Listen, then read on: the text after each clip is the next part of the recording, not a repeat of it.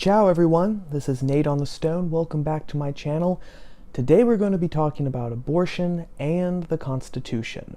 Last week, when President Trump nominated Brett Kavanaugh as his second Supreme Court nominee, the reactions were swift and predictable. The usual charges were made. Universal health care was in danger, marriage equality was in danger, voting rights was in danger. But the big fear seemed to be that Kavanaugh was going to be the vote that overturned Roe v. Wade, the 1973 SCOTUS decision that legalized abortion across the United States. And a lot of people already seem to have written the obituaries for Roe. Slate declared that Justice Kavanaugh will gut Wade. USA Today announced that Kavanaugh could spell the end of legalized abortion in America. And Time wrote that it was naive to think that a conservative court would not target Roe. But warnings like this have also come from the right, most notably from Fox News pundit Tomi Lahrens. Lahrens devoted an entire segment of her final thoughts to this very question. And her argument boiled down to two main points. First, by quote-unquote messing with social issues, the Republican Party risks losing the November midterms this year. Instead, immigration, foreign policy, the economy, tax reform, quote, areas that benefit all Americans, regardless of religious or social beliefs, unquote, should remain the focus. Second, Lahrens argued that stopping abortions was not the prerogative of the federal government, saying, quote, I believe the way to encourage someone to choose life is to treat her with compassion, understanding, and love, not government regulation. Let's be honest, the federal government does few things well, and I believe regulating social issues is an area where it fails. Let the churches, the nonprofits, and the community groups step in, not almighty Uncle Sam. Unquote. This led naturally to a scuffle on social media, with people like Ben Shapiro, Michael Knowles, and Allison Stuckey pointing out the flaws in Lahrens' argument, and Lahrens responding back that she was not going to bow down to their opinions. Now, I don't know Shapiro and company personally, not yet anyway, but I don't think that they're really looking to have Tomi Lahrens bow down to their opinions. And I'm going to take a gamble here. I don't think that that's really their intent at all. Their political philosophy doesn't seem to revolve around having people bow to their opinions. As cliched and grandstanding as it might sound, their political philosophy seems more of, let's find the truth and argue for the truth. And that's what I want to do too, both on and off of the stone. And that's why I have to say that there are some holes in Tomi's argument. First, there is the issue of the unborn baby itself. Although there are still people who argue that it's only a clump of cells, it's not really a real person, this argument does not really hold water. The unborn baby has to be alive for two reasons. First, because it is alive. The Encyclopedia Britannica defines life as living matter with certain characteristics, including growth, responsiveness, metabolism, energy transformation, and reproduction. As soon as conception takes place, growth begins because cellular division, the process which causes growth, starts. And this is not an arbitrary or religious position to take at all. Dr. Sean O'Reilly, the director of the Neurobiology Research Training Program at George Washington University, said, quote, there is nothing in the entire phenomena of the transmission of life that deserves more to be called an event, scientifically speaking, than does fertilization. It is the natural and scientific boundary at which a new and genetically unique human individual can be said to begin his existence. Unquote. Someone might at this point say, a living thing, okay, but a living what?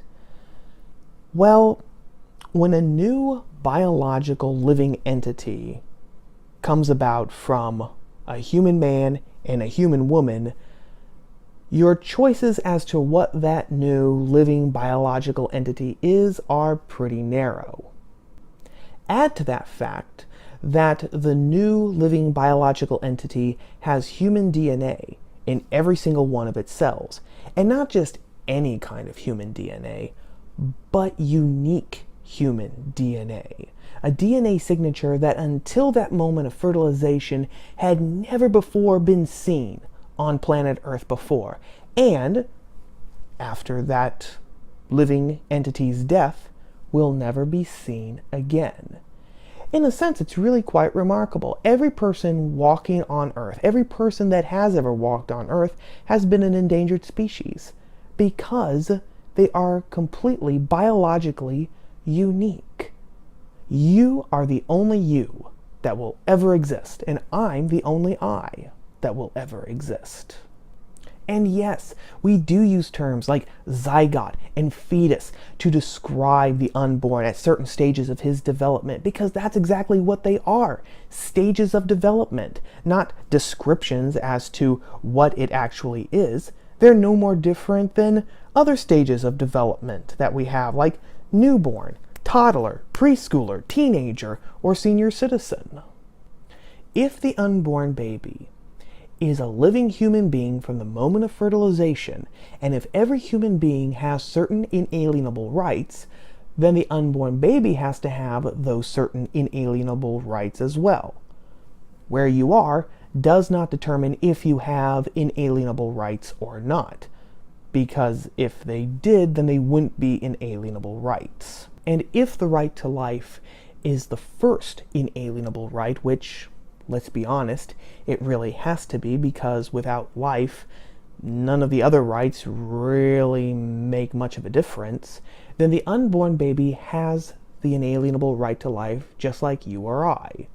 On this basis alone, Roe v. Wade was a bad Supreme Court decision because it deprives an entire class of people of their inalienable right to life without due process of law and without even a crime being committed.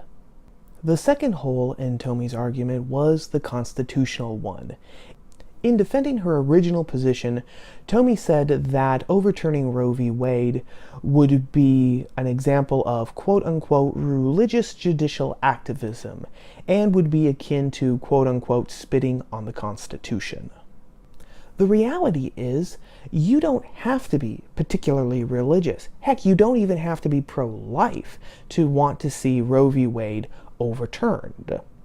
John Hart Ely, a Harvard Law School professor and a man who wanted abortion to be legalized himself, said soon after Roe v. Wade was decided, quote, "Roe is bad because it is bad constitutional law, or rather because it is not constitutional law and gives almost no sense of an obligation to try to be." Professor Ely was right. In the majority opinion of Roe v. Wade, Justice Harry Blackmun didn't really go into a lot of detail how there was a right to abortion in the Constitution or where that right was located in the Constitution. Instead, a large part of his opinion reads like an impromptu history lesson. Blackmun argued that since no ancient civilizations seem to have really prohibited abortion, and since the Hippocratic Oath, which started in ancient Greece and which doctors still take today, and which prohibits abortion, was probably an anomaly in ancient Greek society, and since the English common law didn't really seem to prohibit abortion, and since all of the anti-abortion laws in America came about in the 19th century and were thus of recent vintage, then abortion was okay and there was a right to it. And there are two huge problems with this line of reasoning.